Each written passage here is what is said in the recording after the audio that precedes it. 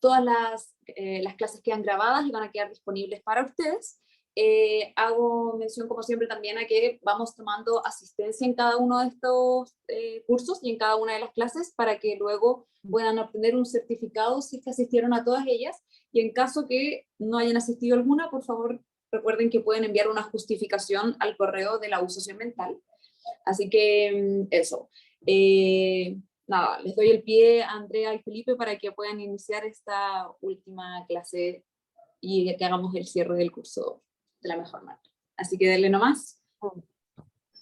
Oh, muchas gracias, Cata, y también a Cata por su celebración ahí en la esquina de la pantalla. ¿Cómo estás, Felipe? Súper bien, fíjate, aquí ya totalmente, estoy contento porque hoy día se veía la cordillera acá en Santiago, se veía bonita, ¿cierto? No, Sí, los que ya viven acá en bacán. Santiago, no sé, en otros lados del país. Igual ha estado complicado el tema de la lluvia, así que espero que estén como todos bien, los que son de acá de Chile y los que son del mundo, que estén todos bien también. El En Chile calor van a dicen que vivir. está complicado también, ¿o no? El calor en otros lados, en otras latitudes. Perfecto, qué rico saber de ti. También me suma el llamado a Felipe, que ojalá que todos en sus casas estén bien, independientes de las lluvias. Sabemos que en muchos sectores fue bastante complicado, así que le mandamos mucha fuerza, y si no, si conocen a alguien también, a aquella persona. Vamos a iniciar presentando. Ahora ustedes me ubican en otro escenario en el cual yo no había estado, y es porque me están pillando en mi trabajo. He salido tarde, así que dije, lo voy a tomar desde la pega porque así no me atraso, y así que para que la conozcan, aquí está mi oficina. Así que ya conocen un poquito más de mí. Nosotros estamos en marco del curso de Crisis Socioecológica y Empoderamiento Comunitario, Orientaciones Interdisciplinarias.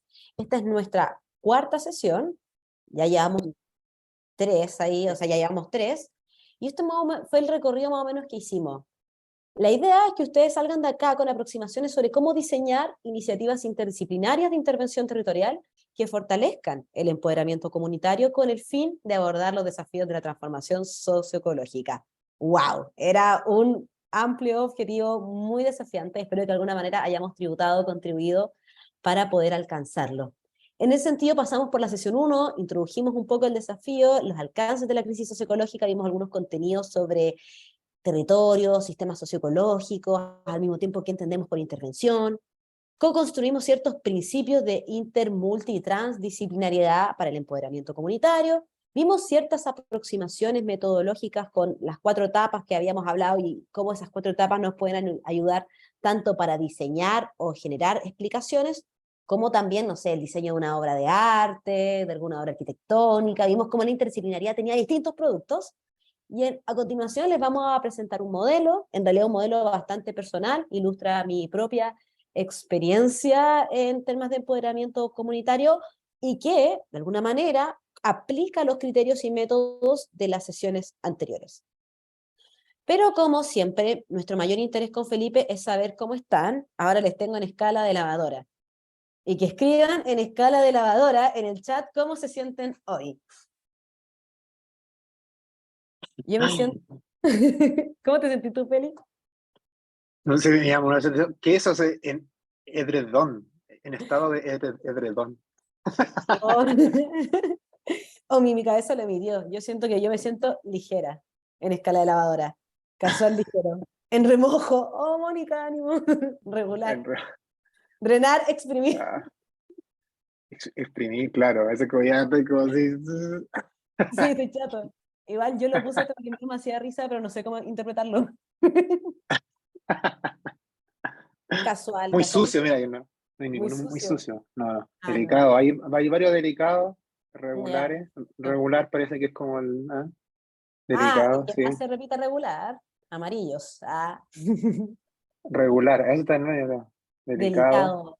Ajá. Patricia también se siente delicada. Yo diría que me siento como entre ligera y también delicada.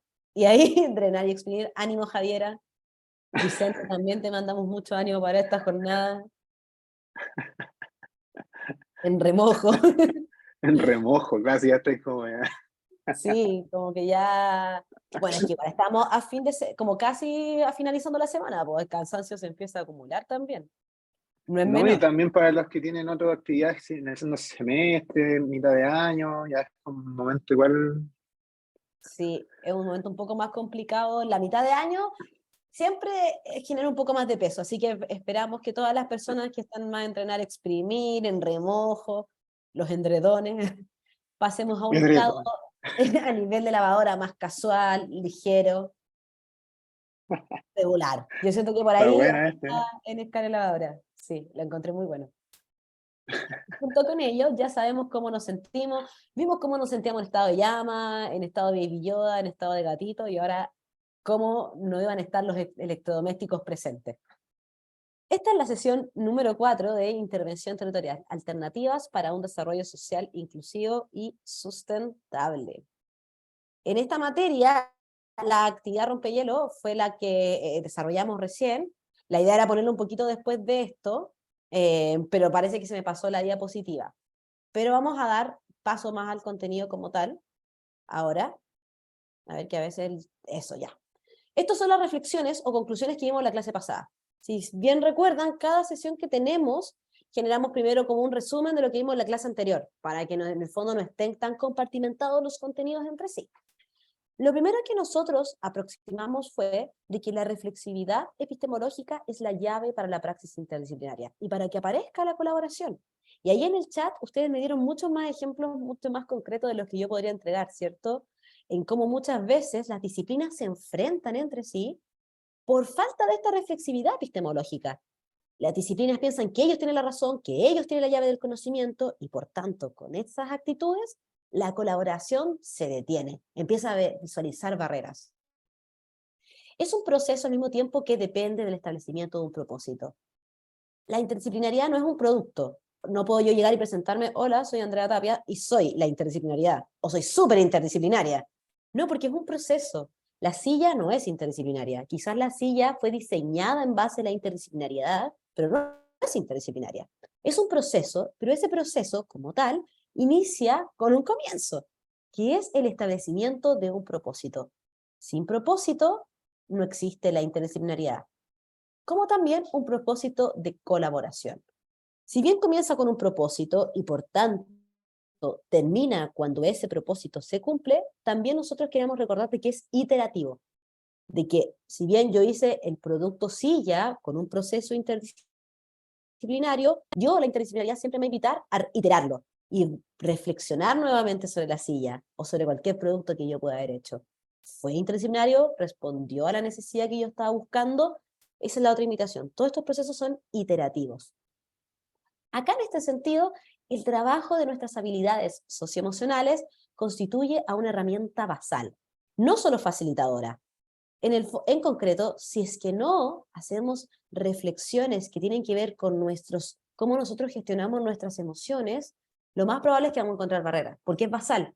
Si es que no tengo apertura mental, si es que no tengo curiosidad, si no hago trabajo en equipo, todos estos principios interdisciplinarios no van a verse movilizados. Tengo que ser colaboradora. Si es que no tengo un ímpetu colaborador, lo más probable es que, aunque me pongan en el mejor equipo interdisciplinario, voy a ver barreras para mi participación. Y finalmente, lo último que concluimos, que como todos nosotros provenimos de disciplinas diferentes, y no solamente eso, todos tenemos historias de vida diferentes, cada una de ellas trae consigo una aproximación al conocimiento que es importante. Ahí nos acompaña de buena manera la gobernanza policéntrica. Y se acuerdan que armamos grupos de trabajo, les mostré cómo era un grupo de trabajo que habíamos armado en otra experiencia en donde había muchos protagonistas que estaban conectados como por puentes de colaboración y encontraban ocasiones para reunirse y forjar esos puentes. Bueno, un poco trata de emanar las experiencias de gobernanza policéntrica, la cual es una aliada y que busca que haya muchas voces presentes, lo cual requiere pensar con detalle su articulación. Lo vamos a ver después, más en concreto en intervención comunitaria. Ahora bien, la interdisciplinariedad la estamos posicionando en un contexto en específico, que tiene que ver, y acá hay muchas personas que son trabajadoras sociales, entonces, y su sujeto o su método de intervención es la intervención social, así que les invito a todos y todas, si es que tienen algo que aportar en el chat, que lo hagan sin ningún problema, porque yo lo aprendí esto de su profesión. Los modelos de intervención territorial tienen que ver con la noción en donde a mi proceso de intervención social le incorporo la noción de territorio, es decir, la noción de espacio, de las particularidades. Entender que quizás la pobreza, cómo se sitúa en un contexto, va a ser diferente cuando yo implemento la variable de espacio. La pobreza se va a vivir de manera diferente si es que yo habito en el centro, o si yo soy una persona rural, o si de alguna manera habito al lado de un parque, o habito al lado de una carretera. Tiene que ver con incorporar las particularidades del espacio a mis procesos de intervención social. Uno, hacia modo de dato freak, uno de los proyectos de intervención como y territorial más icónicos tienen que ver con proyectos que tengan que ver con transporte. Todas y todos podemos tener un poco más a la mano pensar de que podemos vivir muy lejos, pero cerca de un metro llegamos al toque. Pero en cambio, si vivimos muy cerca, pero no hay conectividad, nos vamos a demorar mucho más, ¿cierto? En transporte muchas veces se trabajan elementos de territorialidad, dado de entender la conectividad como un elemento importante al momento de analizar un problema social. ¿A qué voy con esto? La pobreza se vive diferente en el espacio, principalmente por problemas de conectividad. Ser mujer se vive de otra manera, principalmente en el espacio, por uno de los temas, por conectividad. Ser una persona de una comuna con menor ingreso per cápita juega de otra manera si además tengo problemas de conectividad. Entonces, lo territorial tiene que ver con eso, con incorporar la variable espacio en nuestros análisis. Entonces, como dice más abajo, el enfoque territorial implica pensar en los fenómenos sociales desde sus particularidades hacia aspectos más estructurales. En este sentido, en el estudio de las ciencias ambientales y los sistemas socioecológicos, el estudio de la territorialidad también fue una gran aliada, porque si bien nosotros, o sea, yo les planteé el ejemplo de la conectividad, por ejemplo, el transporte público, desde los sistemas socioecológicos podemos plantear otras variables del espacio, y son variables ecosistémicas, dice llanamente, es decir, los paisajes en los cuales nosotros nos encontramos, en los ecosistemas en los cuales nosotros habitamos, allí empieza a conjugarse. ¿Por qué presentamos esta noción para el estudio de problemas ambientales? Ahora bien, la base de la intervención social y por tanto de la territorial en la bibliografía señala de que la intervención social siempre va a ser un propósito transformar la realidad social. ¿Ok? La mayoría de la bibliografía señala en los albores del trabajo social que la intervención no es un proceso que busca dejar las cosas como están, sino que buscan transformar la realidad. A través de esta parte no la dice los albores, a través de la participación activa de la población objetivo como agentes de cambio. ¿Qué es el tema ahora? Lo que ha planteado en la historia del trabajo social, ahora más en épocas contemporáneas, que entendemos como transformación.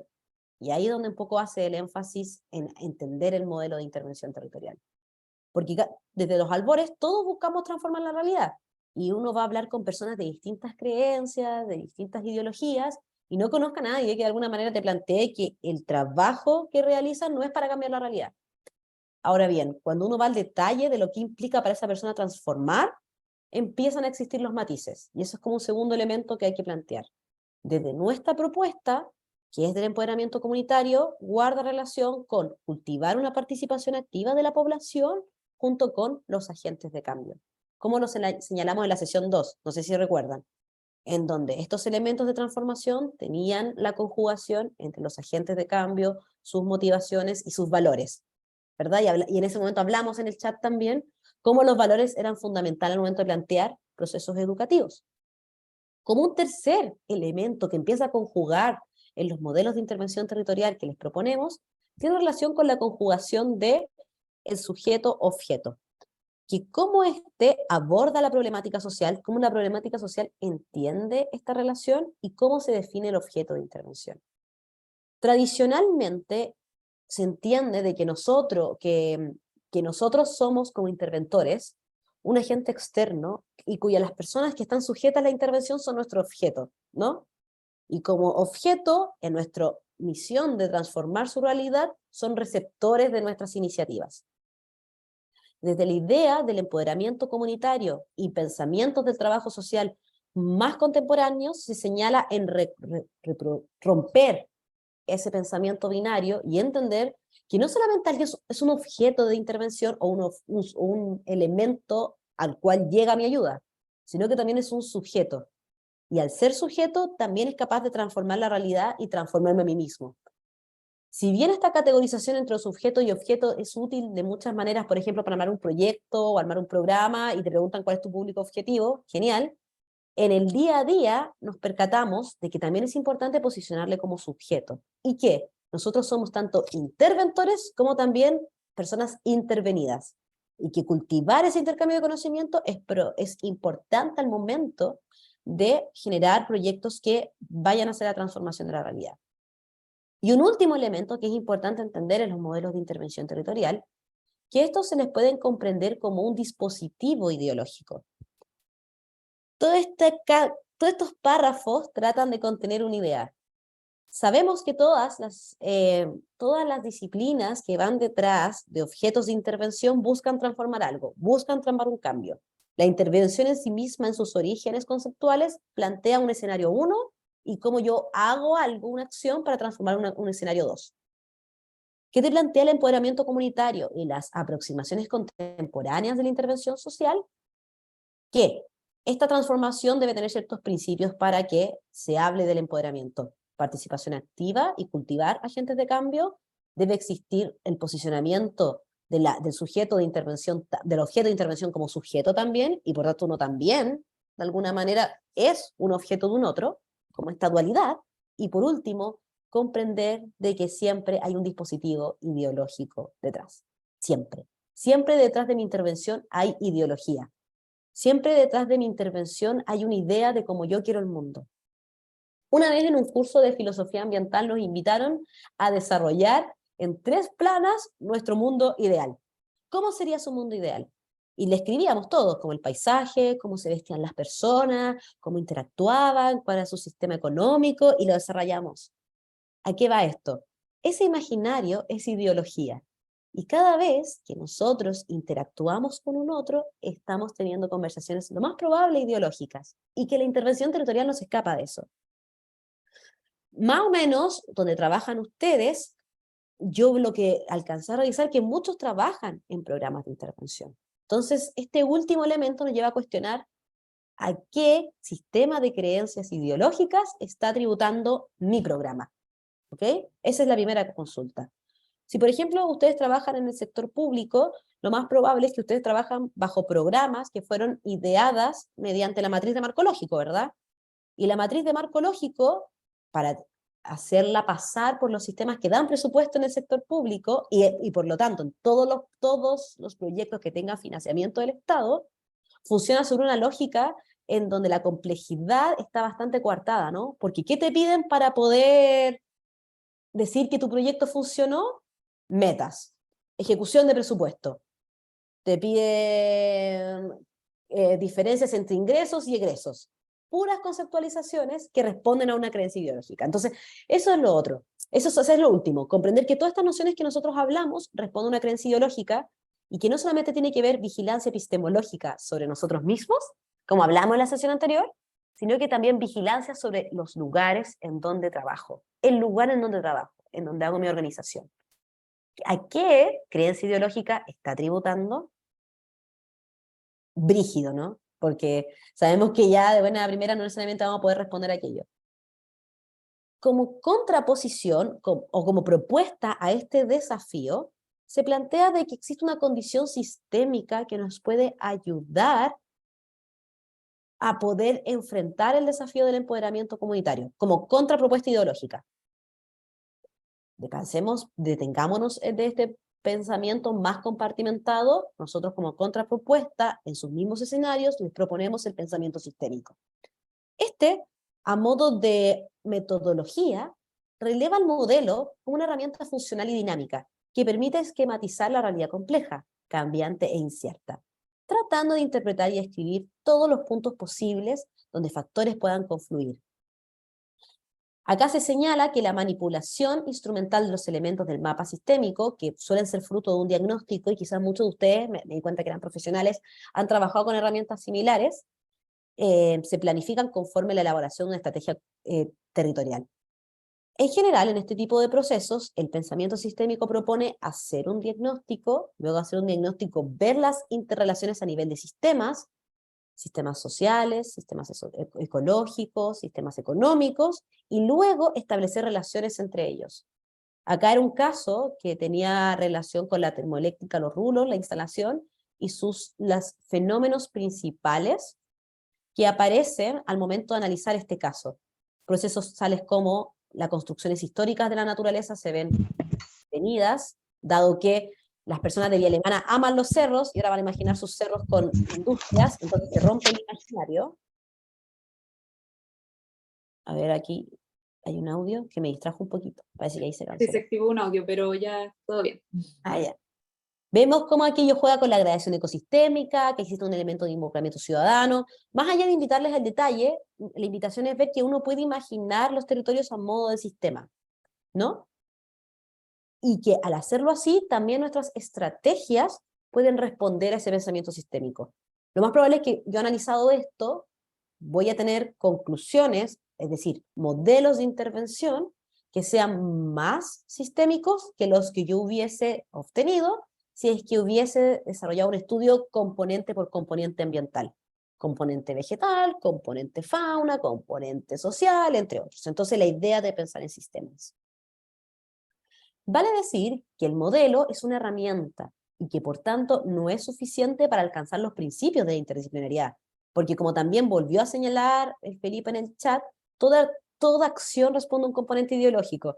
Entonces, esta misma herramienta a una persona, o sea, empleada por una persona que tiene una opción ideológica mía totalmente contraria, lo más probable es que llegue a distintas conclusiones.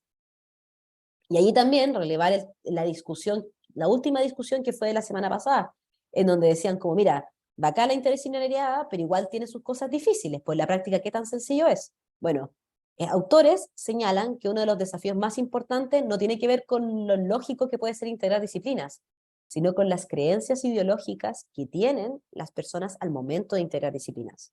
Es decir, que tengan quizá una misma creencia sobre cómo debe ser el mundo el hidrólogo con el sociólogo, porque si tienen una visión común, lo más probable es que es más fácil que conversen. Pero si tienes una persona que, por muy hidrólogo que sea, es sumamente súper extractivista, y una persona que, por muy antropólogo que sea, tiene una idea mucho más como del decrecimiento, van a tener dificultades de discusión. Entonces se requiere también una discusión en ese ámbito siempre al momento de tener este tipo de intervenciones. ¿Creemos en los mismos proyectos? ¿En las mismas formas de ver el mundo?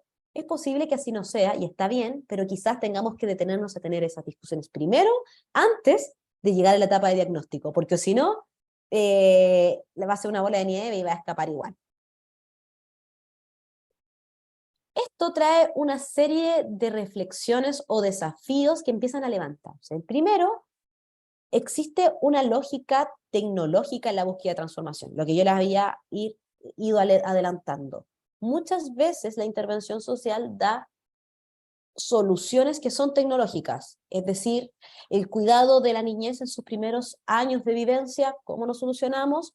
Con una plataforma web en donde entregamos manuales a las personas que son madres y así van a ellas autoformarse y ser mejores mamás. ¿Cachai?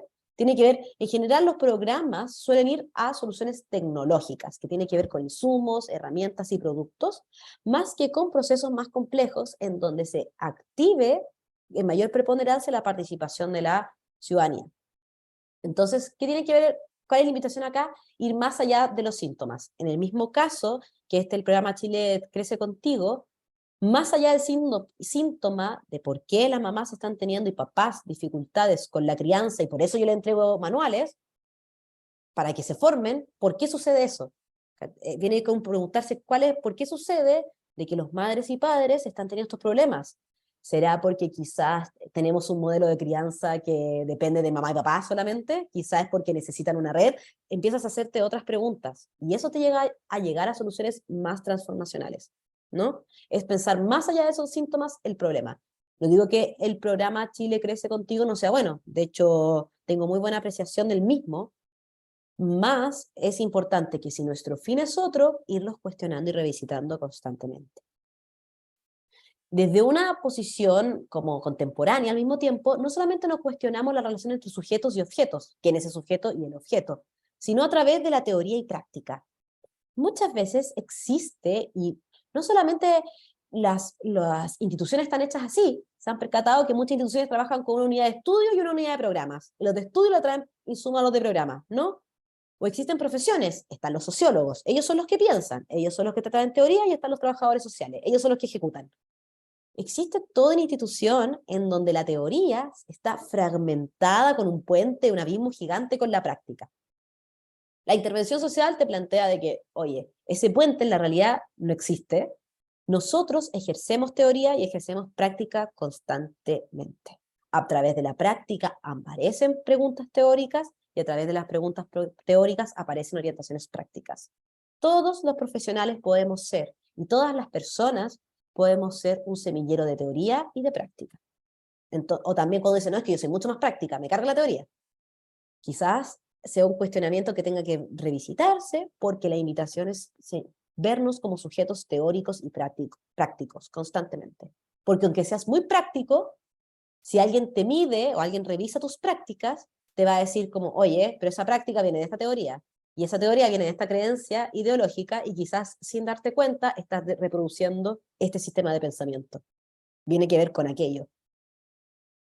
Aquí al mismo tiempo estas reflexiones cuestionan las tensiones que existen con la herencia científica. Metas numéricas, métodos lineales, todos los programas de ejecución de fondos nos pide que generemos procesos lineales, establecemos objetivos, establecemos acciones, establecemos la carta GAN y establecemos presupuesto. Cuando a veces nuestras mentes, no sé si ustedes se percatan, funcionan como más diversas en el diseño. Yo estoy pensando en la acción, pero mientras pienso el propósito, mientras pienso el objetivo, la mente no funciona lineal.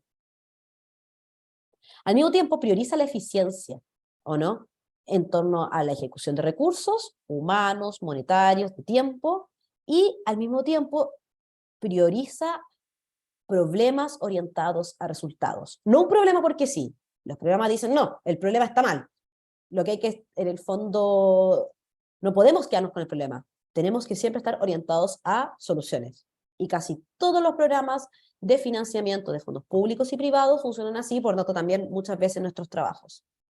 Tenemos que pensar siempre en el resultado y no en la problematización. Y por tanto vamos como caballo de carrera muchas veces al analizar estas problemáticas.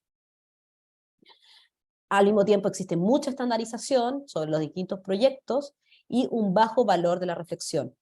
No existe una valoración importante en procesos concretos reflexivos. Y eso lo podemos visualizar en todos nuestros espacios de vida formales. Nos percatamos que la reflexión la generamos en mayor medida en el carrete, lo desarrollamos en mayor medida cuando no estamos tomando un café. Es muy poco lo que te permite el trabajo, al menos que estés en un cargo que sea para ello muy específico, que te habilite para la reflexión. Y eso evidentemente tiene sus consecuencias. Más que empezar a marearnos con este tipo como de limitaciones, la invitación es presenciar este abismo, estas dificultades con tranquilidad y hallar espacios de resistencia. Hay una analogía que a mí me gusta mucho que habla de, es como caminar mascando chicle, pero a mí me gusta más el tema es reparar el avión en pleno vuelo. Lo más probable es que muchas de estas limitaciones que nosotros tenemos a nivel de estructura institucional, las vamos a vivir como, no las vamos a lograr cambiar en nuestro ancho largo de vida. Pero eso no quiere decir que no hayan espacios de resistencia.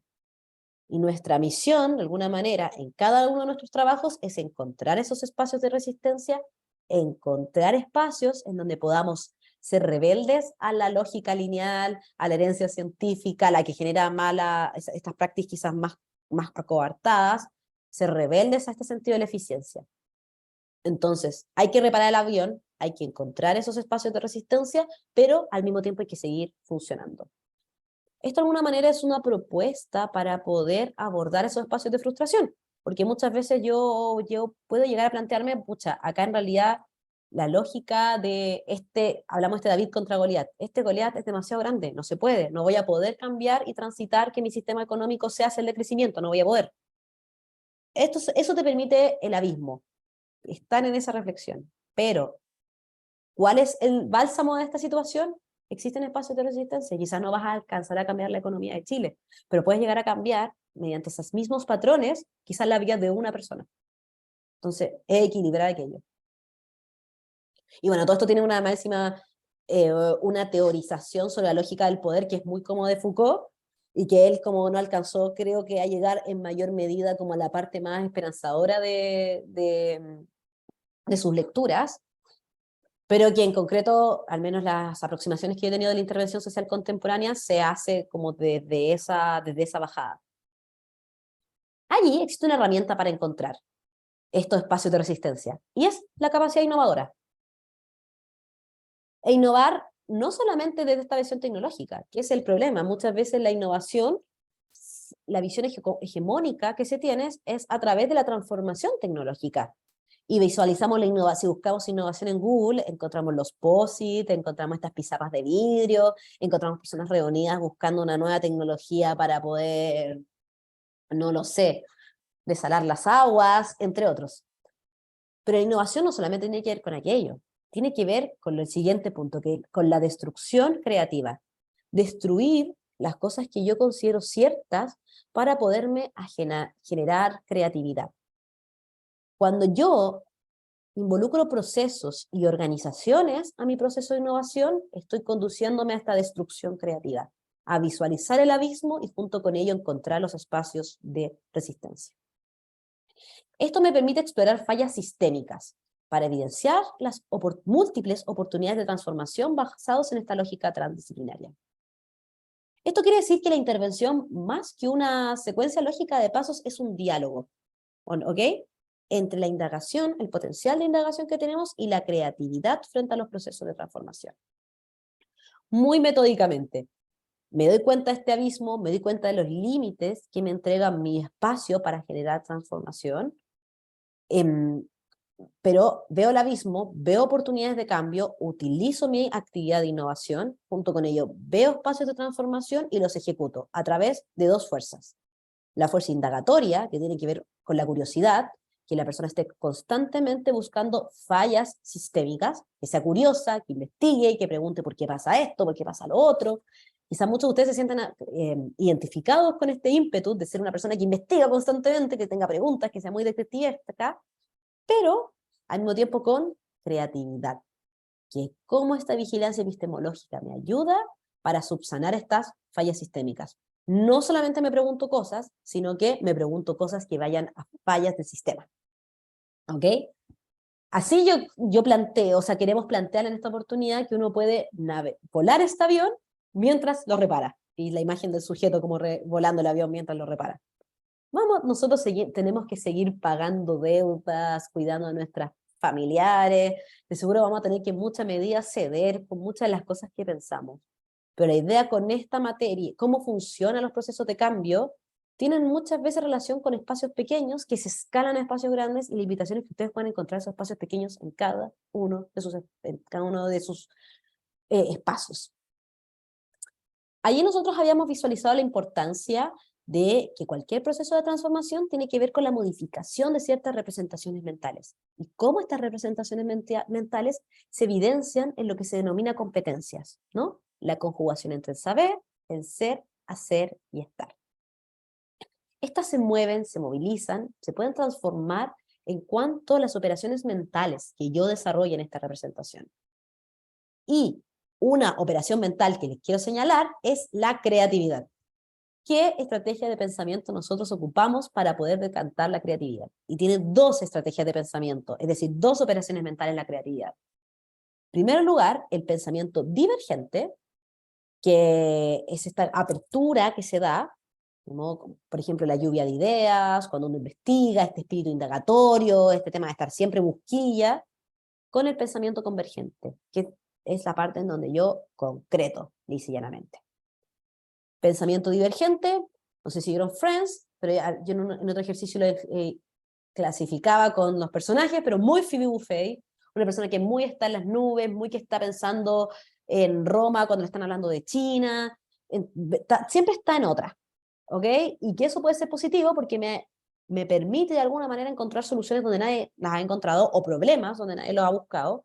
Pero luego viene el pensamiento convergente, que es mucho más Mónica Geller, que dice como ya, buena, Phoebe, bacán con tu pensamiento como divergente, bacán con tu estar como volado todo el tiempo, pero ¿qué hacemos con esto? La creatividad se dice que es la conjugación entre esos dos. Yo me pongo creativo, me pongo a pensar en un montón de ideas sobre cómo hacer algo, pero la creatividad se sella cuando yo hago algo con eso.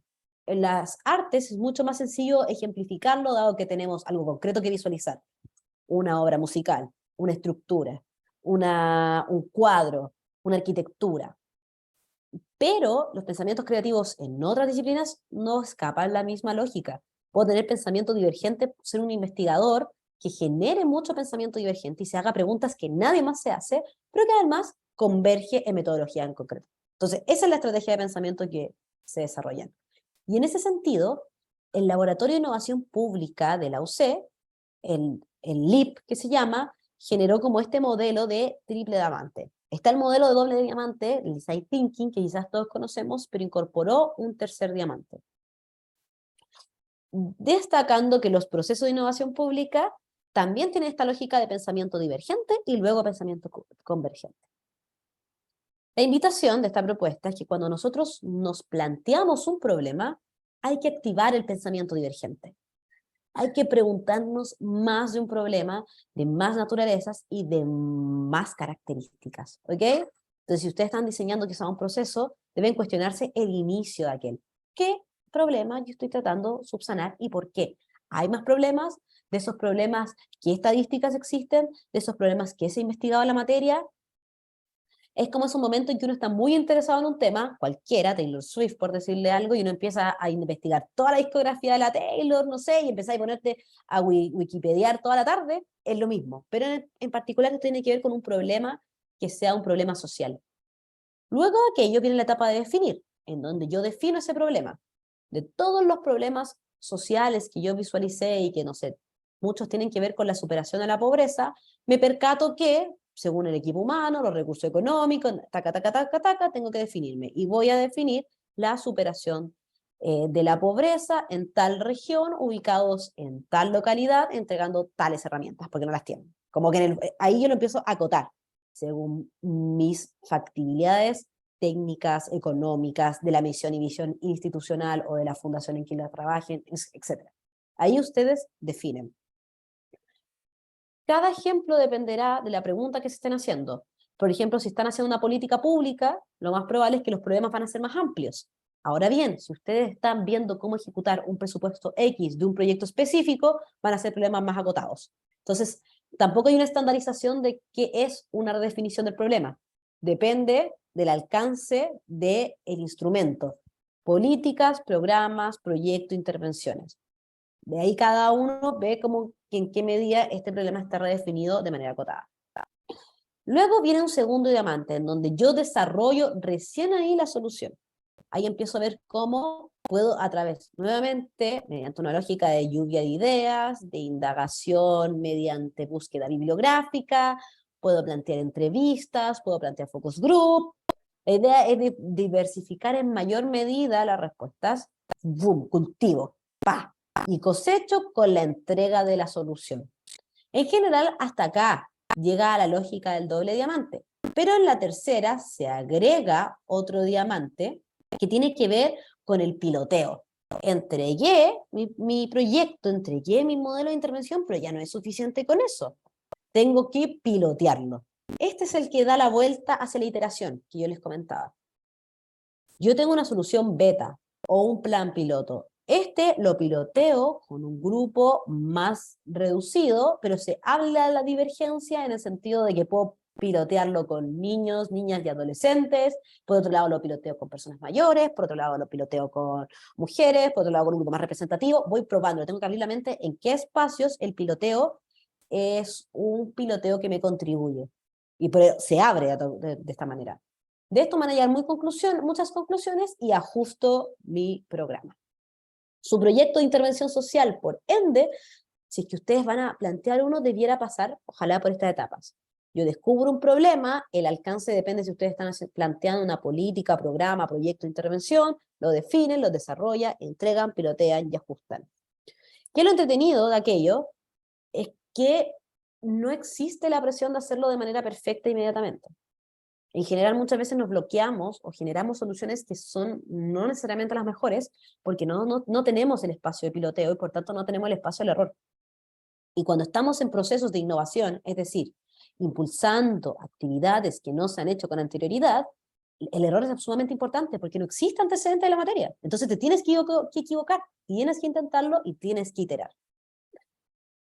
Evidentemente, la idea es que, y hay como un consejo más entre nos, si es que ustedes están ejecutando un programa, no hagan lisa y llanamente como esto de una. Vayan viendo si pueden pilotearlo anteriormente con proyectos más chiquititos y que no estén, no sé, pues, sujetos a cierta ejecución presupuestaria, con cosas y de ahí después le suman a esto. Sino que esta es la estrategia de pensamiento que nos derive a poder enfrentar nuestros desafíos del día a día, laborales, vocacionales, de una lógica de pensamiento divergente, convergente, piloteando. Luego de ello está nuestra propuesta. No sé si de momento, Felipe, te gustaría como entregar algún comentario, una reflexión, o alguien del público, si que les hace sentido, les resuena.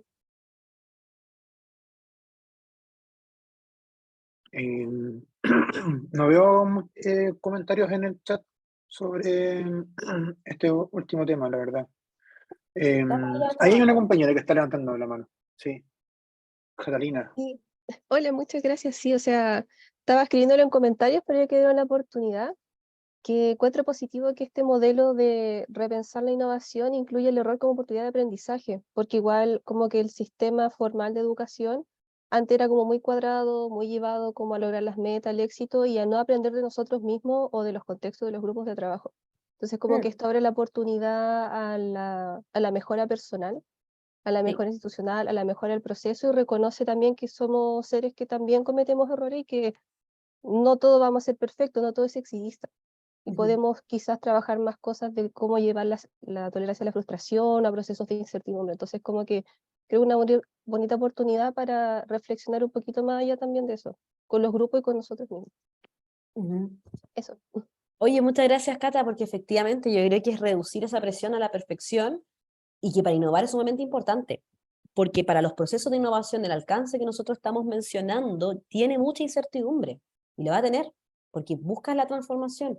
Y en ese sentido, una de las maneras para gestionar la incertidumbre a nivel emocional es aceptando los retos. Y aceptándolo, si quieres, metodológicamente para que te traiga más tranquilidad. Había otra reflexión que le encontré interesante y quería preguntar, que dice que a Constanza le surge el tema de la temporalidad en estos procesos. Y quizá la duda para entenderla en mayor medida. Así que está por ahí. ¿Me escuchas? Ahí está Constanza. Sí. Sí. Sí, y me quedo dando vuelta en el tema como del tiempo en estos procesos, cuando está tan estructurado el tema de los proyectos, el tema de los fondos, como que al final igual te obligan a generar un resultado, y claro, el tema de que sea iterativo igual es un tremendo desafío teniendo esta estructura ya súper impuesta. Sí. Entonces me quedo ahí dando vueltas. No, es Ese excelente tema. que le dé vuelta. Yo lo encuentro que por ahí va incluso la cosa. Como que tu pregunta, yo creo que es tu respuesta en el sentido de que sí, la temporalidad siempre va a ser un factor. Ahora bien, ¿cómo podemos vencer esa temporalidad? Y eso tiene que ver con la búsqueda de espacios de resistencia. ¿En qué cosas estás amarradísimo al tiempo y no tienes nada que ver? Pero ahora la pregunta contraria. ¿En qué cosas no estás amarrado al tiempo? ¿En qué cosas tú puedes seguir gestionando espacios de resistencia que sí puedan responder a estas lógicas más lentas? Le planteo un ejemplo como de un trabajo en el que yo tuve en otro momento. Programáticamente nosotros no estábamos exigidos a generar, solamente estamos programáticamente exigidos a generar un curso como de implementación de voluntariado, que era mi tema. No estábamos exigidos a nada más. Pero nosotros trabajando nos dimos cuenta de que teníamos una hora libre a la semana y dijimos, oye, pero ¿qué podemos hacer para generar un espacio que sea más co-creativo? Invitamos a todas las organizaciones de la sociedad civil que nosotros encontrábamos que trabajaban temas de voluntariado y le dedicamos una hora semanal a conversar estos temas. De modo tal que tuvimos un pequeño espacio y cuando tuvimos luego implementación el otro año, las aproximaciones de esa mesa, después le llamamos mesa y todo el tema, las incorporamos en el curso.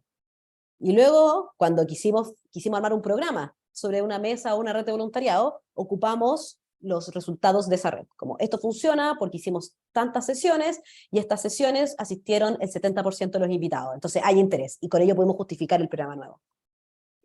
A que hoy es que en concreto la creatividad tiene que ser un sostén para encontrar esos espacios de resistencia y poder luchar no solamente la temporalidad, más si trabajan en el sector público, con culturas, con elementos de finanza, con preocupación de que, oye, ¿por qué le estáis dedicando una hora a esto? ¿Cachai? Como que estás luchando con muchas lógicas. La estrategia es ser estratégicos y identificar con claridad dónde están esos espacios de resistencia que puedan ser sostenidos en el tiempo.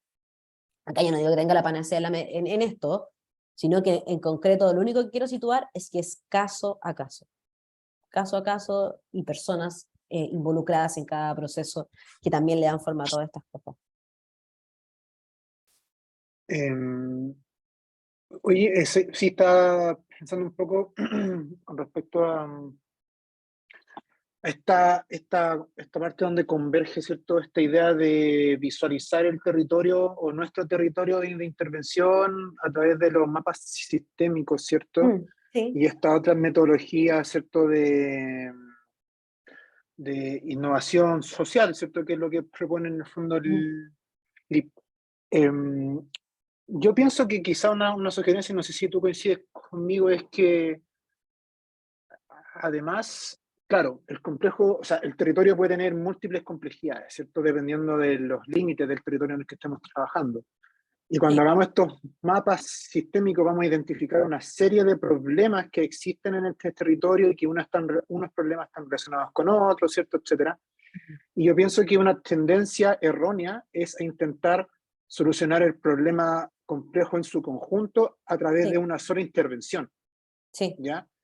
Y yo pienso que lo que habría, o lo que yo sugeriría hacer en realidad es como hacer una suerte de acupuntura en el territorio a través de distintos proyectos de intervención, a través de este método, ¿cierto? Metodología de intervención, ¿cierto? De innovación que vaya atacando a través de la innovación estas distintas fallas que hay en el sistema, ¿cierto? Como una acupuntura del territorio e ir tratando de solucionar distintos problemas que hemos visualizado y que en la medida que se vayan superando estas fallas sistémicas, el territorio o el sistema socioecológico debería ir como funcionando de mejor manera o, ¿cierto?, o siendo más resiliente, etcétera, etcétera. Estoy pensando con esta gran idea de la crisis socioecológica, ¿cierto? Entonces, claro, yo pienso que una sugerencia también pensando en este tema desde las temporalidades, ¿cierto?, es que probablemente hay intervenciones que son antes o más necesarias que otras. Entonces, por lo tanto, a lo mejor una intervención, o sea, la superación de un problema que está generando una crisis en un territorio necesita primero una intervención antes de otra parte del sistema, ¿cierto? Que en el fondo me permita luego que la otra falla con otra intervención tenga mayor éxito, ¿cierto? Entonces, de ahí un poco pienso que está esta idea de visualizar el conjunto del problema complejo, ¿cierto? Identificar estas fallas y ahí ir haciendo intervenciones a través de la innovación, a través de ensayo y error, ojalá en más de una zona o en más de una comunidad cuando estamos hablando de territorios muy amplios, de manera que en el fondo ese error también sea como un aprendizaje, ¿cierto?, para otros territorios o para el mismo territorio, etcétera, ¿cierto? Entonces, no sé, como que también la invitación es como esa, tratar de no abordar todo el problema complejo en su conjunto de una sola vez, ¿ya? Sino que ir como con distintos proyectos, solucionando distintas cositas por acá, cositas por acá, y que luego la sumatoria de proyectos haga, digamos, la solución completa, ¿cierto? No Sí, sé, ¿qué opinas tú excelente. sobre eso? No, excelente. Yo creo que eso es, y finalmente encontramos fallas como una primera aproximación, y luego eso es lo que precisamente acaba de señalar Felipe, yo encuentro que son los espacios de resistencia, porque evidentemente no podemos hacer resistencia a todo el sistema, ¿no? Existen fuerzas que se estructuran y que se consolidan y un status quo que le sostiene de esta manera. Y entenderlo así, presenciar el abismo, señala la teoría, es saludable, porque al hacerlo podemos hacer esta acupuntura de transformación, si se quiere, que es de encontrar donde estratégicamente es importante plantear la innovación. Yo de repente en la pega digo yo, 70% lo ocupo en administrar como las cosas y el otro 30% de mi tiempo lo ocupo en buscar espacios para transformar lo que hago. Entonces, una proporción numérica que a mí me sirvió para sentirme más tranquila, 70-30. Mientras 70 lo ocupo en administrar, bacán, el 30% lo voy a ocupar en buscar maneras de cambiar las cosas, aunque sea chiquitito. Porque los cambios, y ahí el ejemplo que les voy a mostrar, sí existen. Ese es como el tema. ¿Hay alguien también? El chat, no sé si dijeron otra cosita. Sí, mira, un comentario que dice Carla, dice, no sé si es que lo quiere comentar ella misma, pero dice, si se hace esto, ¿cierto? Esto que estamos comentando ahora último, no hay que perder el sentido psicosocial, socioambiental de la intervención, porque de lo contrario pierde el carácter integral. Toda la razón. No sé si No Carla sé quiere si, profundizarlo no sé si o... quisiera como Sí, desarrollar solo que yo si bien también me fijo en ese tema de que si la comunidad tiene miles de problemas, llegar al acuerdo de solucionar algunos que son urgentes, nunca perder por lo menos dos dimensiones. Ejemplo, si el proyecto es de huerta, que incorpore la alimentación saludable en la huerta y el desarrollo personal.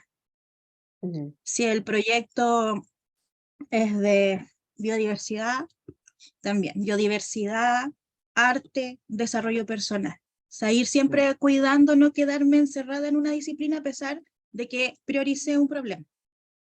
Excelente, porque eso tiene mucho que bacán que lo que planteó Carla, porque conecta con la sesión anterior, pues la vigilancia epistemológica tiene que ver con aquello. Con estar vigilantes de no tender a compartimentarme de nuevo.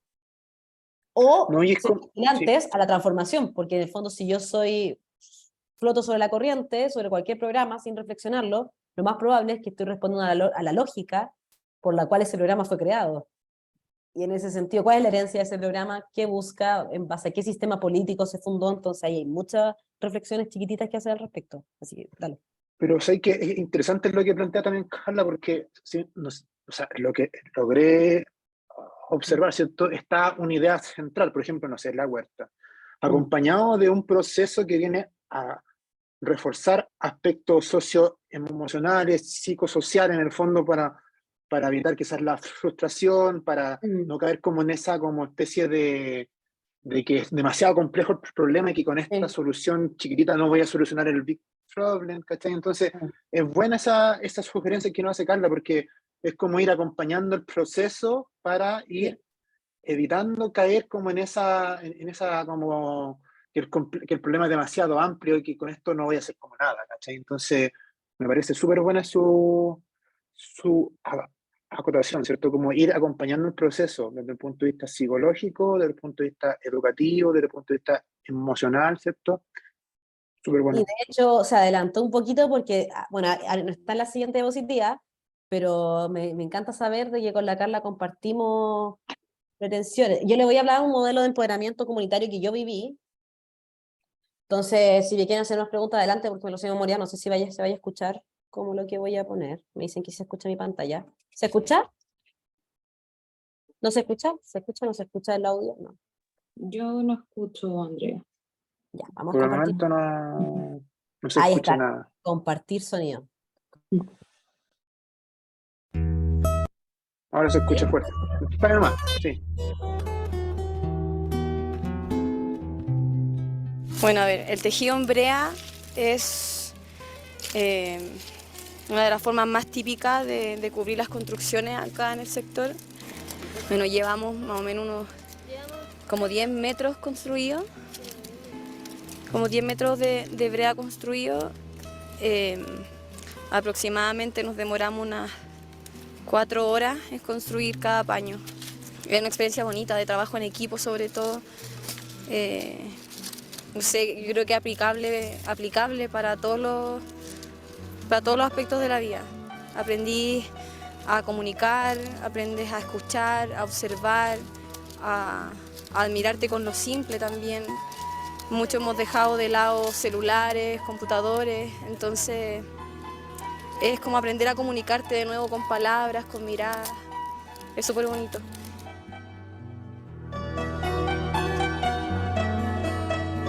Bueno, aquí lo encontramos en lo que es la aldea de Tulor, donde el voluntariado de INJUC hicimos un arreglo de pasarela y además reconstrucción de una réplica de un techo de la aldea.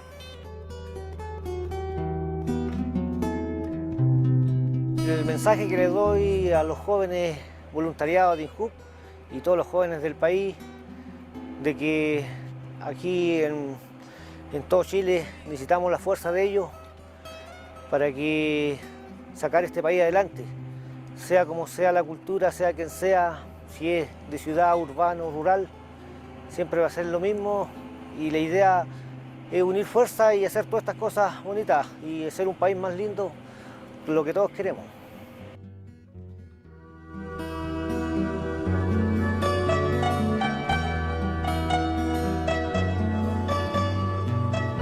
Nosotros y muchos de los que están acá participamos en Valparaíso, participamos en el norte, estas escuelas que se arman, ¿cierto? Todo el trabajo que arma el Vive Tus Parques se refleja más adelante que cuando Chile necesita a sus voluntarios, necesita a su gente, ellos están ahí, pero están ahí entendiendo la diversidad.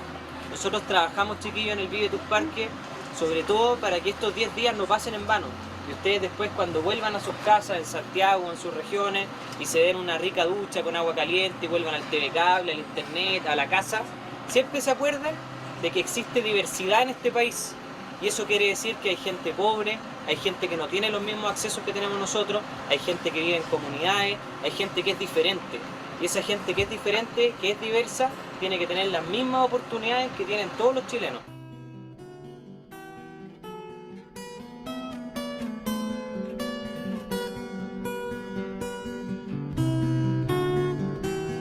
Pero me encanta trabajar acá, la verdad es entretenido saber que uno está haciendo algo por el país, por el ambiente, incluso por la misma gente que vive acá. Tienen que venir con las ganas de encontrar algo nuevo y sin miedo. Acá la verdad es que en general todos se van con una muy buena experiencia, no hay nadie que digamos que se vaya enojado. Todos aprendemos algo y muchas veces más de lo que uno espera y es mucho más grato de lo que uno espera.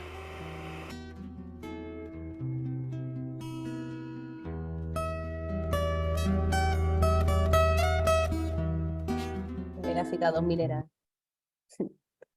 Bueno, eso fue un caso que quería presentarle a ustedes que tiene que ver con experiencia de empoderamiento juvenil llamado Vive Tus Parques. ¿Y por qué creo que este caso es muy icónico? Bueno, en primer lugar, es una experiencia de intervención comunitaria, ¿no? Y que tiene una perspectiva territorial en su diseño. El Vive Tus Parques inicia primero el año 2012, luego del incendio forestal en Torres del Paine. No sé si se acuerdan que el año 2011 hubo un incendio sumamente potente en diciembre, y que luego el año 2012 se abrió una convocatoria en donde el INJUC en este caso pagó los pasajes de las personas, pagó las herramientas, y CONAF dispuso como de sus instalaciones allí, de modo tal que los jóvenes pudiesen ir a plantar, como restaurar ecológicamente la zona. Luego de esa actividad, en menos de 2 horas, hubo una inscripción masiva de 10.000 personas. Y eso hizo que la institución dijera como, oye, ¿qué onda? Como no sabía, no que los jóvenes esta era la generación de los ni ahí, como que en ese sentido, como que esto fue en 2011, inició en 2012. Entonces todos estaban como en la percepción de la juventud, que las juventudes estaban ni ahí con la estructura de lo público. Por más que sus críticas existieran, nadie pensaba. Entonces que en 2 horas hubiese una inscripción masiva de 10.000 personas, nunca había pasado la institución antes. Luego de esto, existió una primera conformación de 2 equipos. Las personas la pasaron tan bien y estuvieron tan agradecidas de la experiencia que muchos de ellos automáticamente se conformaron en equipos regionales. Esos 2 equipos fueron en la región del Biobío y en la región metropolitana. Y que le pidieron en esa oportunidad presupuesto al Instituto Nacional de la Juventud para ejecutar 3 campamentos en base a esta primera señal de interés, que eran estas 10.000 personas postuladas en menos de 2 horas. Allí también hubo una disposición, vale decir, de trasladar como ciertos presupuestos a un programa que tenía como similitudes, y se pudo ejecutar estos 3 campamentos en otoño del año 2012. Luego de otoño del 2012, pasaron 2 años, y en 2 años hubo una conformación de 16 equipos regionales, es decir, jóvenes voluntarios y voluntarias, que en el fondo no recibían nada de plata, nada. De hecho, yo creo que gastábamos plata en las 16 regiones del país. Y cada uno conformaba un equipo de 15 personas más o menos, siendo que éramos un equipo nacional de 250 personas en todas las regiones del país. Y nosotros mismos, en cada una de esas instancias, el Vive Tus Parques empezó a repetirse tanto en verano como en primavera, otoño e invierno. Había una instancia en donde íbamos a las áreas silvestres protegidas y generábamos propuestas, eran diseñadas por los voluntarios. Nosotros definíamos qué contenidos queríamos entregarles a los otros jóvenes, con qué énfasis, con qué metodologías. Nos decían, ustedes vean lo que quieren hacer. Investigábamos qué metodologías eran las más preponderantes en esa materia y le dábamos para adelante. Al mismo tiempo, es importante señalar de que a partir de esta conformación de equipos, respondimos a más de 5 situaciones de emergencia o desastres naturales. Cuando ya las personas, como nosotros ya nos conocíamos, ya éramos secos y secas armando campamentos, como ya éramos secos armando dinámicas organizacionales, cuando se presentó el incendio de Valparaíso el año 2015, si no me equivoco, o el aluvión de Iquique en 2014, el mismo INJUF nos dijo, oigan, ¿quieren ser voluntarios de este desastre? Nosotros sí, íbamos a responder a la emergencia, pero lo interesante es que no íbamos a responder a la emergencia desde un factor como reactivo, sino que iban equipos de voluntarios que ya estaban capacitados en materia de asistencia humanitaria, porque nos capacitaban, por ejemplo, en ayuda psicológica, la ONEMI en ese tiempo nos capacitaba en elementos de cómo responder a desastres, entre otros elementos. Teníamos nuestro equipo ya formados, decíamos, ya teníamos como, yo sé que esta persona era seca en logística, esta persona era seca como jefe de cuadrilla, entonces respondíamos mucho más eficientemente a los desastres, y eso hacía que la respuesta fuese más controlada con el tiempo. Respondimos muchas veces a aluviones, también a la marejada que existió en Coquimbo, si no me equivoco, también el año 2015, como que a distintos desastres nos llamaban y nosotros íbamos, nos encantaba, pero la respuesta era mucho más trabajada e informada en situaciones que cuando no estaban los equipos. Es un elemento, como el tema como de la resiliencia que llega a fortalecer cuando tú le entregas las herramientas a las personas. Si las personas se comprometen y arman una estructura organizacional, cuando ocurre un evento de desastre o cualquier otro, las personas responden más rápidamente porque ya tienen la base organizacional lista, ¿no? Y otro segundo elemento, y por qué le puse la imagen que aparece ahí al lado derecho, de que esto igual responde a una lógica de intervención que busca al menos tener una mirada sistémica. Buscaba al menos. Las tareas que nos encomendaba CONAF en esa materia no eran cualquier tarea, no era algo que se le ocurriera a X persona. Muchas veces sí, pero la mayoría de aquellas estaban enmarcadas en el proceso de planificación de su plan de manejo, que nosotros incluso logramos ser testigos en las después iteraciones que existieron con los estándares abiertos, en donde ellos nos posicionaban como a modo de mano de obra en la parte de implementar. Tenían todo un rollo en preparar, conceptualizar, planificar para elaborar el plan de manejo, implementaban, nosotros hacíamos cualquiera de las acciones que tenían que ser implementadas en el plan de manejo, analizaban, compartían, por decirlo de una manera, y si había otros procesos de modificación, nos llamaban a implementar. Entonces, vale decir de que el voluntariado en esta materia puede estar en cualquiera de las etapas, o la acción comunitaria puede estar en cualquiera de las etapas. Acá les muestro el ejemplo de cómo la etapa de implementar tiene un mayor protagonismo, pero tenía que ver con una acción voluntaria que no venía de la nada. Era una acción voluntaria al mismo tiempo que tenía un sentido más grande, un sentido que yo entendía de que estaba contribuyendo a algo que va a servir. Al mismo tiempo, otro elemento que yo encuentro que es importante destacar, que yo empecé a estar en el voluntariado cuando tenía 18 años, y a los 18 años estaba sentada creando un campamento con el administrador del Parque Nacional de los Flamencos de Antofagasta, por decirte algo. La confianza en la juventud fue tanta de que te colocaban a dialogar con instituciones. Y eso te genera también una sensación de empoderamiento diferente. Por más que uno piense que puede estar diciendo pescada, y lo más probable es que las dije, la co-creación me generó otro sentido de apropiación con el programa. Y aquí quiero llegar con esto. Que el voluntariado y estas prácticas de solidaridad que se plantea de los espacios no es algo nuevo de que generen cohesión social. La cohesión social, muchos autores lo plantean, es una estrategia evolutiva tal y como la competitividad, la competición por recursos. La solidaridad Es una estrategia que usaban muchas veces los primeros homínidos para conformar sociedades más grandes y con ello gestionar de mejor manera los debacles de la tierra primitiva. Debacles como, por ejemplo, no sé, tener alimentos durante todo el año porque llegaban, se organizaban y boom, cazaban un mamut y distribuían los resultados de ese mamut en distintas personas. Entonces, eso, la solidaridad muchas veces se le visualiza como este elemento asistencialista, este elemento ajeno, este elemento muchas veces mal mirado, porque tenemos estas figuras del voluntariado y la solidaridad muy potentes de una época que sí fue muy asistencial, pero no, pues, es una estrategia evolutiva. Y una estrategia evolutiva que permite generar cohesión social, es decir, que las sociedades en el tiempo tengan redes más potentes de relacionamiento. Es cierto que es un concepto que tiene alta carga de asistencialismo, producto de las políticas sociales del siglo XX, y para ser más precisa, más nuestro país que sufrió una potente dictadura militar, sus políticas sociales se basaron en el asistencialismo y que por tanto muchos programas de voluntariado se orientaron a aquello, como una herencia compartida. Ahora bien, es importante y el llamado es generar una reapropiación social de los propósitos transformacionales de la solidaridad y el voluntariado. Evidentemente con vigilancia epistemológica, vigilancia constante de que lo que no estoy haciendo es replicar una carga con esa herencia. Y señalando que existen distintas expresiones del voluntariado y la solidaridad. Uno puede ser voluntario en eventos de creación, recreación, pues tú cuando uno es voluntariado, uno hace de voluntario en el Lollapalooza para limpiar la basura, en incidencia también uno puede ser voluntario si es que participas en una agrupación política, o en alguna oficina comunal de tu municipalidad para incidir en las políticas, el apoyo comunitario, con tu comunidad, con filantropía a través de alguna fundación o corporación, no sé, como la Teletón, por decirte algo, o como también comunicacional a través de desarrollo de campañas.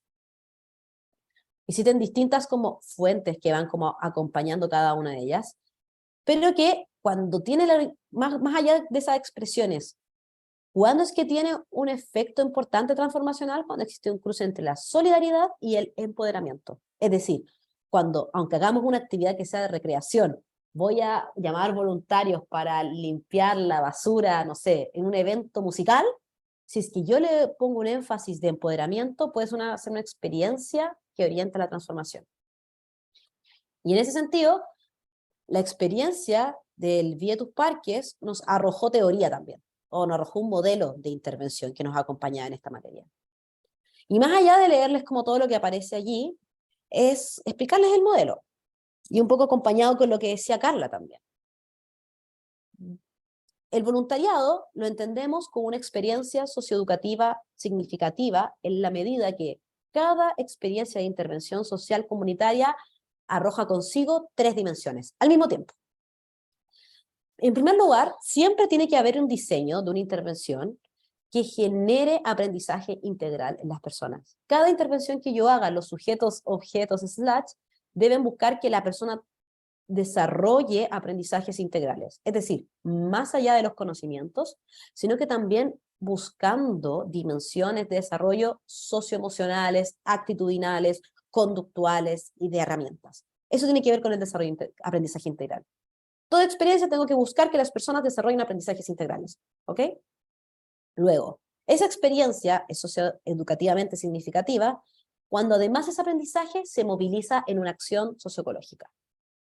En nuestro caso, o como los mismos ejemplos que mencionaba Carla, puede ser hacer un huerto, puede ser armar señalética, puede ser armar un puente, cualquier acción, pero ojo, una acción que sea pertinente, sella de alguna manera mayor significancia. Si yo genero aprendizaje integral y genero como herramientas educativas, más sin una acción, la pata se me cojea. Si yo genero una acción y llamo a un voluntariado para que limpien una playa, pero sin nada más, mi acción me cojea. Entonces, tiene que haber aprendizaje integral, tiene que haber una acción socioecológica, la gente tiene que hacer lo que está aprendiendo o tiene que ponerlo en práctica, pero una tercera dimensión, que es donde se suelen perder, y es la que Carla nos adelantó, que es la última, que es el bienestar psicosocial.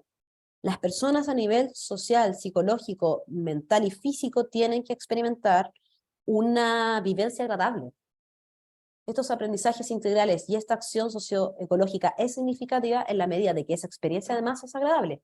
que la pasé bien, hubo un clima de respeto, hubo cuidado por mi salud, hubo cuidado, hubo protocolos para, no sé, cuidar a las personas que estuviesen descompensadas. Tiene que ver con el cuidado de las personas. ¿Ok? Entonces, en la medida de que yo puedo configurar, cuando yo diseño iniciativas, tienen que sí tener propósitos de aprendizaje, propósitos de acción, que sean pertinentes, como les mostraba en el ejemplo de que nosotros hacíamos acciones en marco un plan, como también de bienestar psicosocial. Las personas salen de la experiencia y dicen como, loco, que pasé un espacio agradable. ¿Por qué es importante esas tres conjugaciones? Es reconocer que muchas veces cuando se hacen preguntas de por qué las personas no participan en actividades de voluntariado y solidaridad o de ayuda comunitaria, señalan que es porque no tienen tiempo.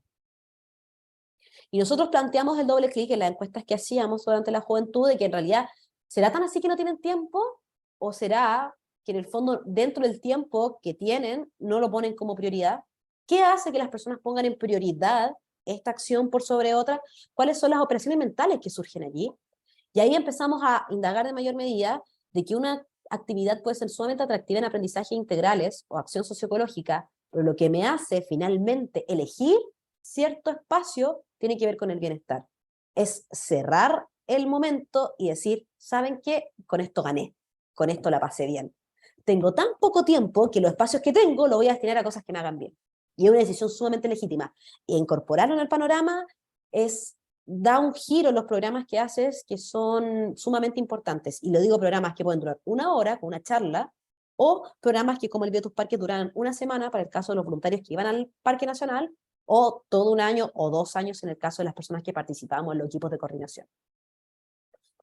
Un último elemento que es importante es que la intervención, para que cumpla todas estas características, tiene que abordar un escenario de inequidad. Acá nuestras acciones no las estamos haciendo para limpiar el patio del vecino. No lo estamos haciendo para, de alguna manera, darle señalética a, no sé, a un sujeto X que conozco. Tienen que ser intervenciones que aborden escenarios de inequidad. Las personas, por esta estrategia social de la solidaridad, nos sentimos también con mayor propósito cuando sentimos que estamos contribuyendo a nivelar la inequidad. Es el modelo que nosotros armamos. En Vía Tus Parques, al menos, el aprendizaje integral tenía que ver con contenidos socioambientales y socioecológicos y sobre elementos organizacionales. La acción dependía del parque y el bienestar psicosocial, nosotros teníamos siempre un encargado de bienestar y que se encargaba de que las personas comieran bien, de que durmieran bien, de que hacer juegos y dinámicas para que la pasaran bien constantemente. Y nuestro relato daba alusión de que estamos abordando un espacio de inequidad, llegando a regiones de todo el país, con comunidades como la de Tulo en esa oportunidad, que no tenían cómo restaurar en ese momento el puente, y que si no existía puente la gente no podía pasar por ahí porque existían estas como asentamientos que ya se estaban degradando. Entonces, así un poco. Y las conclusiones que a mí me generó todo este modelo que fuimos formulando con el tiempo, es que la educación es una herramienta que va más allá de la formalidad. Esto no era un espacio formal educativo, no nos asociábamos con el Mineduc, no era una instancia en donde diéramos un currículum ni nada. Van más allá de la formalidad y son para toda la vida.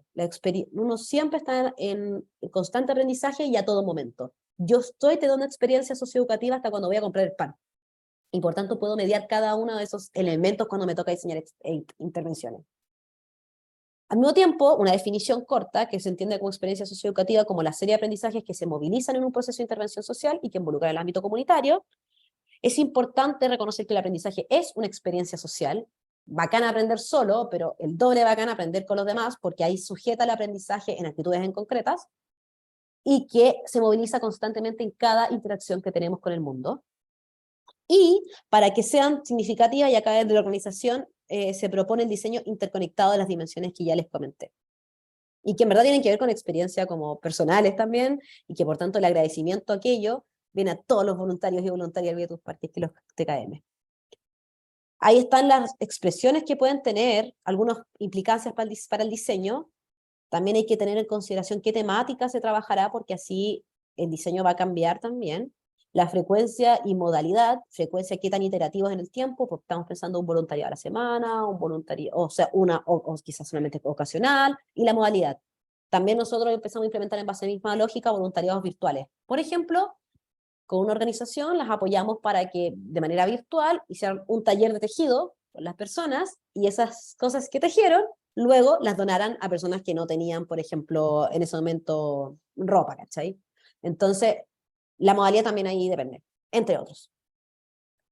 Y en realidad, todo este tema, y a mí me lo dijo un amigo que es dirigente, que el Cristian, que tiene 60 años y como que ha sido presidente y muchas cosas en su dirigencia social, me decía, sabes que tú me dices muchas cosas, pero en realidad se trata de humanizar las relaciones. Me dijo, eso es, dice llanamente ser más humano. Y yo como, oh sí, pues, si se trata de eso, que brigio que hay que levantar todo esto para entender lo que significa humanizar. Pero al mismo tiempo nosotros estamos buscando el empoderamiento. Por tanto, el desafío tiene que tener otro elemento. Cada acción que nosotros desarrollemos al mismo tiempo tiene que no puede quedarse ahí, no puede ser una experiencia única, única en el momento. Tiene que, de algún modo, tener una estrategia de sostenibilidad y que en este caso esta está dada por el grado de incidencia que yo le doy a las personas que son sujetas de intervención. Acá, no le subí el tema, pero se lo voy a subir hoy día cuando llegue a la casita. El modelo de voluntariado, el último estudio del voluntariado en el mundo mencionaba que el voluntariado te permite generar 3 espacios de incidencia y que yo les recomiendo que empiecen ustedes también a incorporar dentro de sus procesos de intervención. Procesos de deliberación, por ejemplo, presupuestos participativos, cualquier espacio que ustedes encuentren que puede ser sujeto de deliberación, ocúpenlo para que las comunidades con las cuales trabajan también lo ocupen. De colaboración, es decir, ya, no vamos a votar ni vamos a deliberar cómo se ejecuta este presupuesto, pero sí vamos a colaborar, el caso de Youtube Parques era así, en diseñar cierto paso de esta política pública. Colaborar con otros. Y por último, el desarrollo de conexiones. Muchas personas no tenemos conexiones en el mundo, nacimos sin conexiones. Entonces, estas experiencias son importantes, dado que te permites transversalizar las conexiones y junto con ello, si bien no es tan poderoso como la deliberación y colaboración, luego, a posteriori, te permite generar una plataforma para trabajar, para poder incidir. Conociste justo a la persona, en un ejemplo municipal, tú conociste justo una intervención en un concejal que se asomó a mirar, conectas con él, sabes que en una segunda intervención puedes contar con él también para quizás te consiga unos buses de la MUNI, no sé. Tiene que ver con esos 3 elementos, debemos cuidar que cualquier experiencia de intervención tenga para los que son sujetos de la misma. Que hayan espacios de deliberación, siempre hay, uno puede encontrar, pero si es que no, busca espacios de colaboración, siempre hay. Pero si es que no encuentras, busca espacio, como dice Magdalena, de formar redes, en donde las personas que son sujetas de intervención encuentren redes. A las personas que son sujetos de intervención les interesa el tema de la maternidad, busca qué conexiones pueden encontrar en el territorio y que les tributen a ese propósito. Y ser un poquito más activos en cómo hago que esto no se quede aquí. Así, y estas decisiones, si es deliberación, colaboración o conexión, va a estar mediado por 2 fuerzas. De los gobiernos locales, subnacionales o nacionales y su capacidad para responder a las expectativas de las personas, porque no vaya a ser que digan, no, sí, colaboremos, y después no lo hacen, entonces tienen que mediar ese elemento, como también las personas y sus expectativas para involucrarse, o barreras para involucrarse en procesos institucionales. Y eso tiene que ver con que muchas veces las expectativas de las personas son sumamente altas, o te exigen de una manera de que tú no necesariamente puedes dar respuesta porque tú eres el pelo de la cola de la serie de decisiones que se generen. Entonces, tienes que mediar con la capacidad de los gobiernos locales para responder, ver dónde está el espacio de incidencia, y luego con las personas para ver cómo comunicar que este es el espacio de incidencia que tenemos y cómo poder ver de alguna manera comunicado aquello, cómo esto puede aumentar en el tiempo. Entonces, esas son las principales herramientas del modelo, como tienen que ver con cómo diseñar estas experiencias, cómo en el fondo generar espacio de incidencia posteriori cuando diseño estos procesos, y luego ver este proceso del design thinking adaptado a la producción interdisciplinar. Descubro disciplinas, defino disciplinas, desarrollo, produzco integraciones, propongo integraciones y reflexión interdisciplinar también acá. Lo mismo que vimos anteriormente, pero con la perspectiva interdisciplinar. Que en el último paso, cuando yo piloteo, digo, ¿en qué medida mi resultado sí está adoptando los principios de la interdisciplinariedad? Es sumamente similar al trabajo de Verónica Boix, solamente que me dio la percepción al momento de ver el modelo del IP, que esto lo aterriza un poco más. Y que me permite, al aterrizarlo más, generar reflexión interdisciplinar en mi proceso de piloteo y ajuste. Acá, principios rectores que considero que deben estar, pero son muchos más: la interdisciplinaridad siempre, la justicia social, estamos buscando equidad ambiental y el equilibrio ecosistémico, y principios operativos tienen que ver como cómo conjugar la ciencia con la acción, y no como cómo la ciencia le puede entregar herramientas a la acción, cómo una acción puede estar basada en principios científicos, y no tan científicos dependiendo del propósito. Construir una ciudadanía mundial, y con ello también agarra el apellido de resiliente, porque la definición de ciudadanía mundial apela a una ciudadanía que esté preparada a los cambios del mundo, y generar lazos sociales ecológicos entre las personas y sus ecosistemas, su biodiversidad, su hábitat, entre otros. Entonces, acá hay una experiencia, y con esto, perdón si es que me pasó, pero es lo último, que tiene que ver con el estado del voluntariado en el mundo en 2018. ¿Está en inglés? Sí. Son 5 minutos. Every day, everywhere, people volunteer for the good of their communities.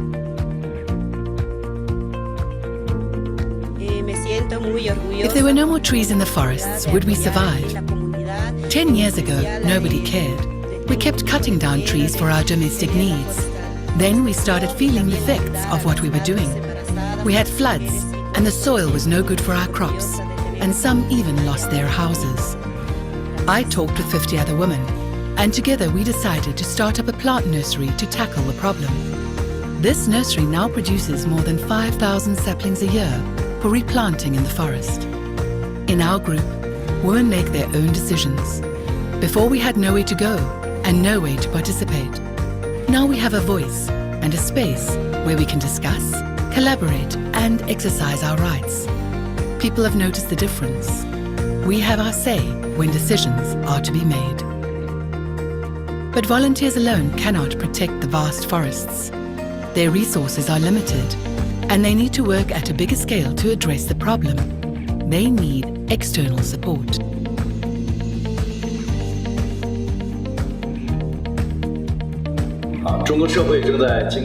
China is changing, and we are facing many development challenges.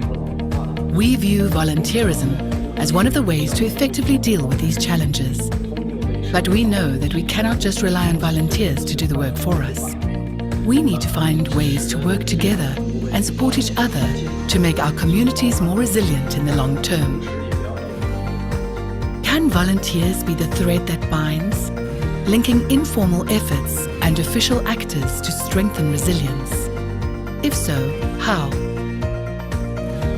New analysis for the 2018 State of the World's Volunteerism Report reveals that added together, the efforts of volunteers around the world would be equivalent to a workforce of 109 million people. 70% of volunteering globally is done informally between people without involving any organization. It is not just the scale of volunteering that makes it stand out. Our research shows that for communities, volunteering is an important strategy to prepare for and respond to crises. They value volunteering because it allows them to shape their own futures and strengthens trust and connections within and between communities. But because volunteerism works through social relationships, its costs and benefits are sometimes not shared equally. For example, women take on the larger share of volunteering work globally. In some regions, over 70% of informal volunteering is done by women. Young people are volunteering on the issues that matter to them, but they can be assigned roles that don't give them a say in their communities. Sometimes volunteers don't get the resources, recognition, and support that they need to tackle problems effectively. The value of volunteerism for resilience is maximized when there is complementarity with other resilience actors. But when collaboration with volunteers is done badly, this can further reinforce inequalities. How can governments and their partners improve resilience by better balancing the risks and benefits of volunteering? Governments and their partners can support volunteerism for resilience and the 2030 Agenda by moving beyond a project-by-project approach to build national and subnational structures that engage with all volunteers, including those who prefer to work informally. providing adequate support and the resources volunteers need to move from coping to preventing and adapting to shocks. Establishing strong networks and mechanisms between communities and wider actors that give volunteers a voice in decision-making. Ensuring that volunteerism promotes the principles of leaving no one behind by supporting the equitable distribution of volunteer labour and benefits. The 2030 Agenda requires all actors to build on the commitment, agency and innovation of citizens all over the world. Ordinary people every day are taking control of their own development and pooling their limited resources to protect their families and communities.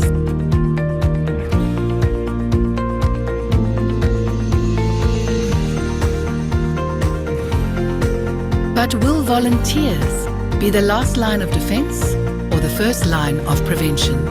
This will depend on how governments and development agencies choose to support, invest and engage with volunteerism for resilience.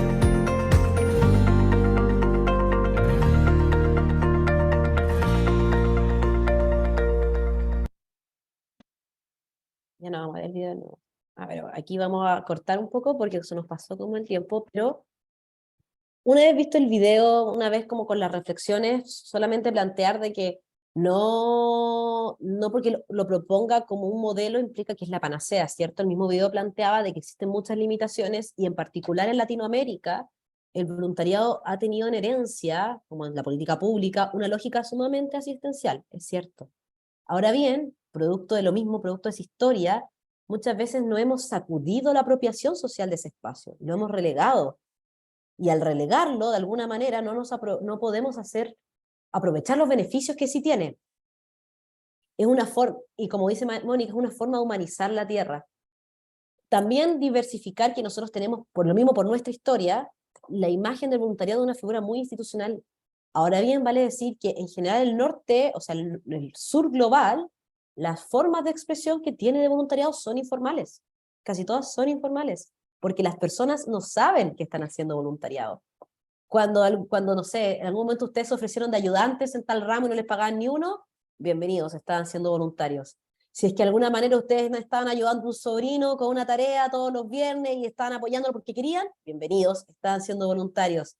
Si apoyaron en esa como completada bailable para traer una rifa, para tal no sé qué cosa, también fueron voluntarios. Esa es una reapropiación social del concepto para utilizarlo. Eso, el voluntariado no tiene color ni apellido, sino aplicar el principio de la solidaridad como elemento de cohesión social en nuestras intervenciones sociales. Para mí es un poco algo que cristaliza todos los elementos que nosotros conversamos, pero ya son las 8:35, nos pasamos nuevamente en 5 minutos y evidentemente quisiera escuchar ahora a Felipe, a ver qué nos tiene que decir, qué dice el chat, no sé.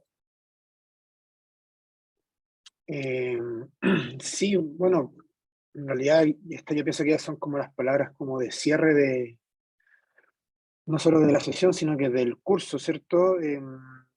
Y bueno, igual quería agarrarme un poco de esto último, de lo que estamos viendo sobre el voluntariado. Estaba pensando, claro, efectivamente, cuando trabajamos en iniciativas comunitarias que buscan, por ejemplo, transformar un espacio, un sitiorazo en un parque o en la conservación de un área por los servicios que nos ofrece y qué sé yo, y efectivamente nadie nos está pagando sobre eso. Efectivamente estamos haciendo un trabajo voluntario, pensando quizás en el bien común, en el bien del territorio, etcétera. Entonces es súper interesante esta última perspectiva que nos está planteando, como de un poco resignificar y reconocer en el fondo la labor, digamos, del voluntarianismo, del voluntariado, pero en el fondo aplicándolo o reconociendo en el fondo al trabajo que nosotros podamos hacer desde el punto de vista del empoderamiento comunitario, ¿cierto?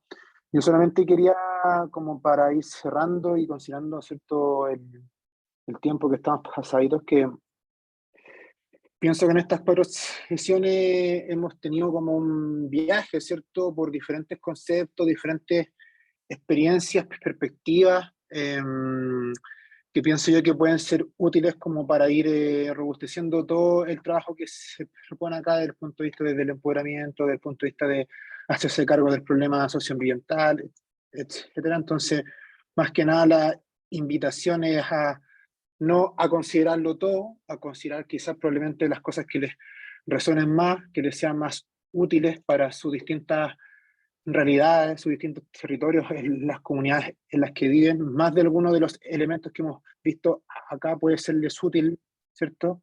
Tanto desde el punto de vista metodológico como desde el punto de vista conceptual, desde el punto de vista valórico también, ¿cierto?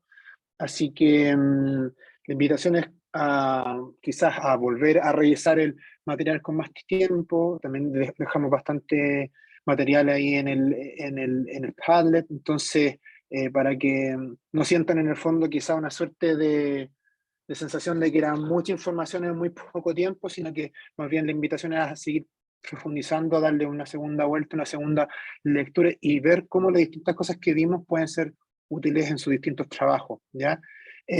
Por otro lado, y también para ir cerrando, comentar que claro, fue una pincelada de distintos temas, ¿cierto? Ustedes obviamente pueden seguir profundizando sobre esto, pero yo pienso que en la medida que logren articular distintas cosas de las que hemos visto, sobre todo y fundamentalmente lo que tiene que ver con el trabajo interdisciplinario, creo que es fundamental en el fondo para poder ir haciéndose cargo de los problemas que estamos pidiendo desde el punto de vista social, ambiental, ecológico, etcétera. Es fundamental comenzar, pienso yo, a esta suerte de un nuevo diálogo, ¿cierto? Una nueva forma de comunicarse, una nueva forma de abordar los problemas, ¿cierto? Ya desde un punto de vista más complejo, ¿cierto? Que implica en el fondo el diálogo y la interacción con otros profesionales, con otras personas, con otras instituciones, etcétera. En el fondo, la invitación más básica, en el fondo, es esa, como abrirse, ¿cierto?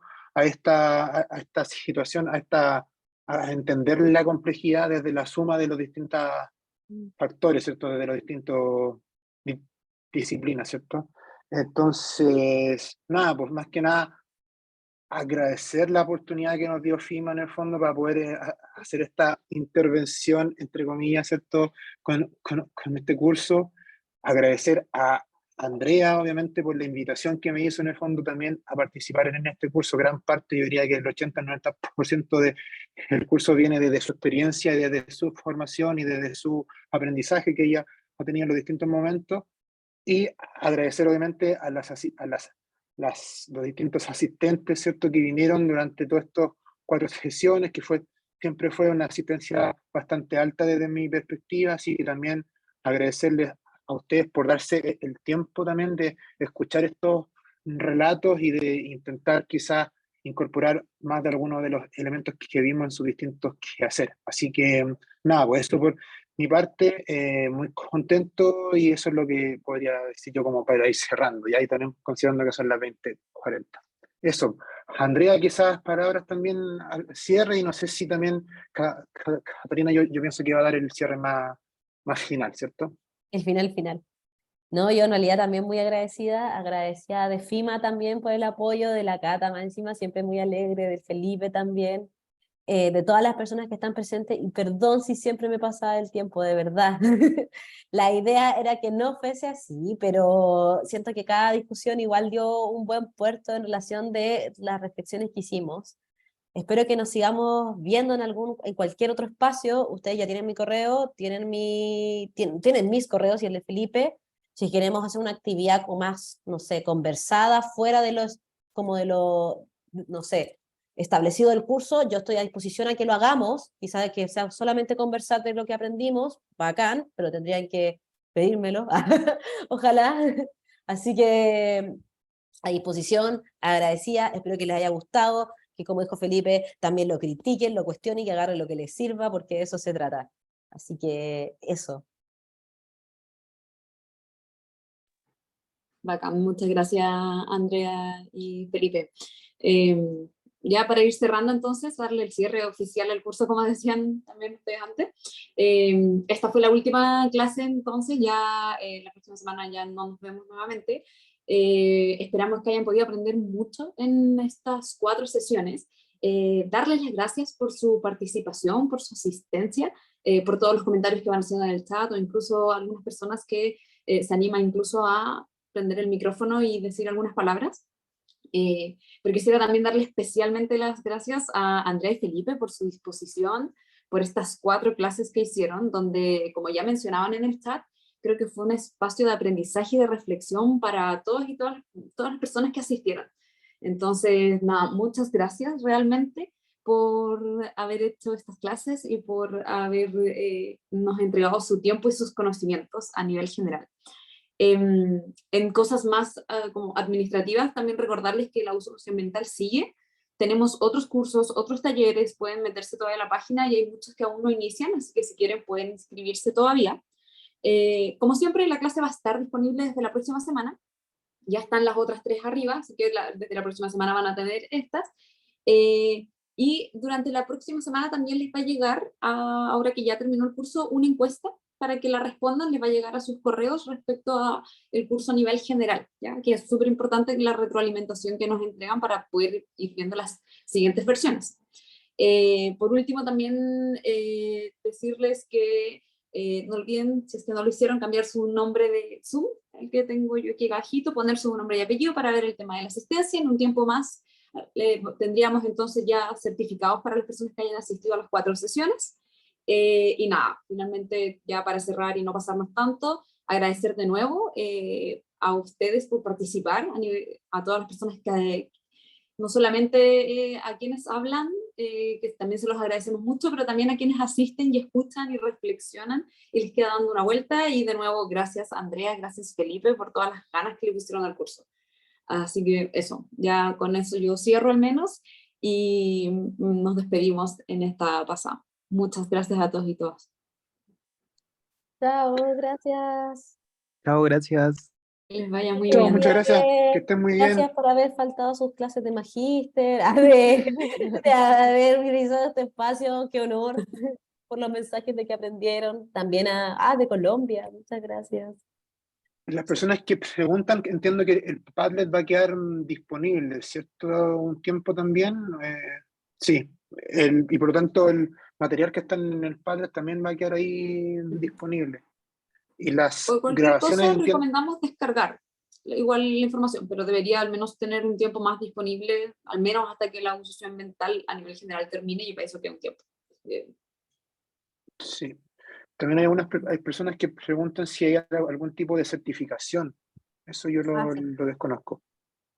Para quienes asistieron a las 4 clases o si es que faltaron alguna, hicieron su justificación por correo, al correo usosociambiental@fima.cl, hay un certificado que va a ser entregado ya, creo que después de que termine la uso socioambiental, se entrega a todas las personas un certificado de que asistieron a este curso y tienen los conocimientos. Entonces. Súper, genial. Bueno, buenas noches. Buenas noches, muchas gracias, Andrea.